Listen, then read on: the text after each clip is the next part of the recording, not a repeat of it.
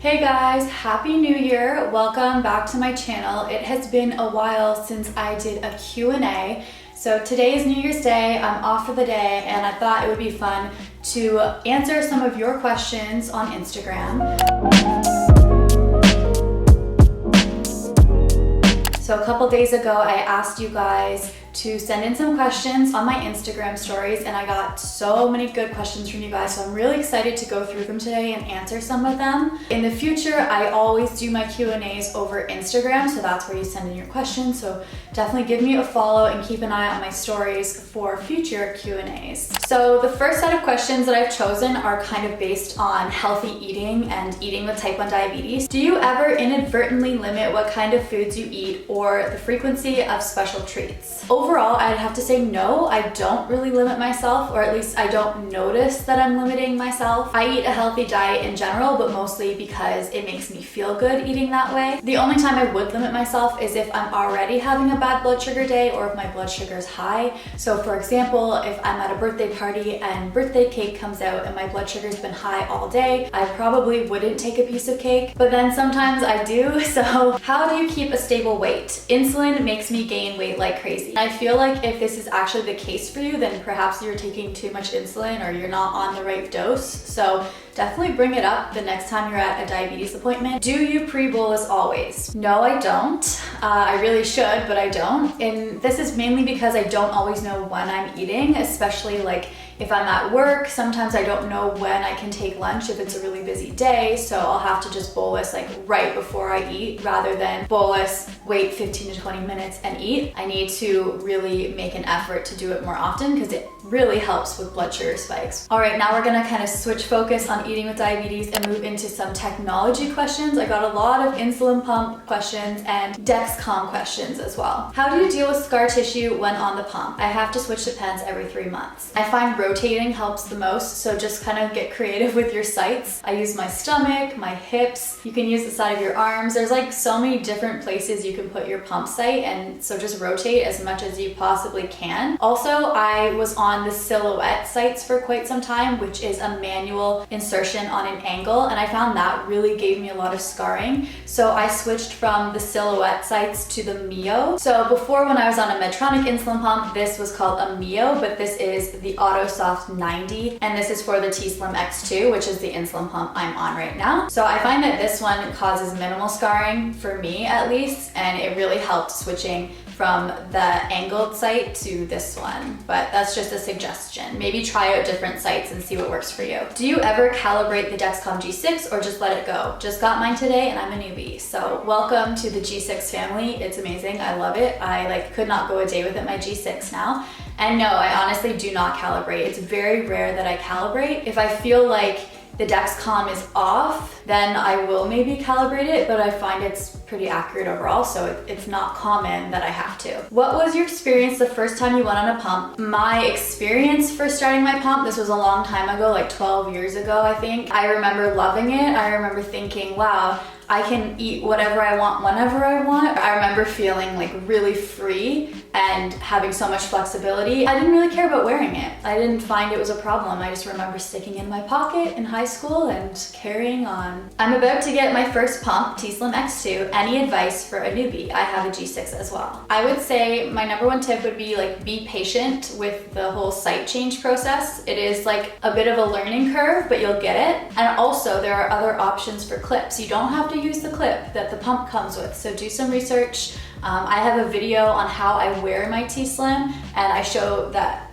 this clip here that I'm using in that video, so if you want to check it out, I'll put it up here. You can get some ideas for how to wear your pump during the summer, but I think you're gonna love this pump. I know I do. Would you ever consider looping? Yes, I definitely would consider looping.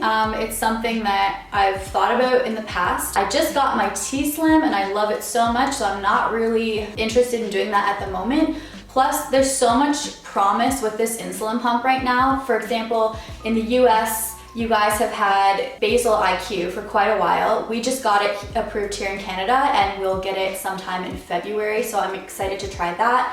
And then Control-IQ has just been approved by the FDA as well. It's pretty promising for the future, and I'm very happy with this pump, so I'm not interested in looping at the moment just because there's so much happening with this pump. Any tips and tricks for taking a pump holiday, and would you go off the pump? So I did go off the pump in the summer for I think 2 to 3 weeks, maybe 2 weeks. I really did not have the best experience. I thought it would be an easy transition, and it definitely was not that easy of a transition. My number one tip, if you are gonna take a pump holiday and you haven't in a long time, is plan it with a healthcare professional. Like, talk to your nurse, talk to your endo, and actually plan it and figure out your doses with your nurse. I actually have 2 videos on my channel about taking a pump holiday. If anyone is interested, one is a vlog from when I took the holiday, and one is kind of like a advice video where I sit down and tell you about my experience and like some tips and tricks. So put that up here for you guys. All right, now we're going to shift focus once again into diabetes and mental health. We all know that mental health is a huge component of living with type 1 diabetes. It is a chronic illness. We're dealing with this 24/7. We're acting as our own organ. A lot of people living with type 1 diabetes also live with anxiety and depression. So I did get a lot of questions here about mental health. I just want to go through a few of them. So this question is interesting. Do you love your diabetes? How is your relationship with the disease? Definitely I don't love my diabetes. I really don't like it. I mean, like, who would? But I feel like I have a pretty good relationship with it now because I've had it for 17 years. I've accepted it. I mean, I do have my bad days where I'm like, oh, this is the worst. Like, why me? Why do I have this? Why do I have to deal with this on top of all the other crap that happens in life? But overall, I think I have a good relationship with it. And I think it's brought a lot of opportunity into my life, and it's made me stronger as an individual. But it obviously sucks to live with, and I would rather not have it. Did you ever have a diabetic burnout? So I think burnout is different for everyone, but yes, I've had burnout. I've had some days in the fall. I had just such a hard time controlling my blood sugar when I started my new job, and I definitely had burnout days where I felt like giving up and I didn't even want to think about diabetes, and kind of just like stopped taking care of myself for a couple days. I've never gotten to the point though where I've stopped giving myself insulin. I think it's very common to experience burnout though, and I think the best way to get through burnout is to talk to someone else dealing with the same thing. So if you're experiencing burnout, get online, find someone else with type 1, talk to them. So the Beyond Type 1 app is really good for this. Instagram is really good for this. There's a huge community on Instagram. Just search the hashtag type 1 diabetes. You're gonna find so many people. Do you ever get fed up when your blood sugar is high for a long time and won't go down? I get frustrated. How do you keep yourself calm when your numbers are not good? I get upset when I'm high. Yes, oh my goodness, yes, I can relate to this so much because I've experienced really high blood sugars over the holidays and throughout the fall when I was starting my new job. I feel like I've had so many highs lately and I'm so tired of dealing with it because they're so stubborn. With a low, you have a juice or you treat it and you go up within like 15 minutes to half an hour. With a high, you can just be like sitting up there for hours, and no matter how much insulin you give yourself, it just doesn't come down. So yes, it's very frustrating. I find the best way to deal with a high though is honestly just go for a walk. That does wonders for your blood sugar. Not only for your blood sugar, but also it kind of helps you like clear your mind and just stop thinking about it. I really like taking walks when I'm high. Even when I'm at work, I'll just go around the block quickly. So then I got a lot of questions about just like general advice for type 1 diabetes and mental health. I think so many people struggle with mental health that live with type 1. I have myself as well. I've had a lot of anxiety. My best piece of advice would be to like really just make time for yourself. Try to find things that make you happy. So for me, I love ballet and I love doing yoga, and I find just me going to these activities and doing these things just makes me feel so much better. Find something you love to do and try to do it regularly. Also, if you find you are struggling, like do not be afraid to ask for help. Do not be ashamed to ask for help. I saw a psychologist regularly for 2 years when I was in my undergrad because I had such bad anxiety. I probably wouldn't have gotten through my undergraduate degree without going. I think it's really important to reach out and get the help if you need it. If you're at a university, there's usually psychological services there. Now I've heard that some diabetes teams have psychologists on board, so that's also really helpful.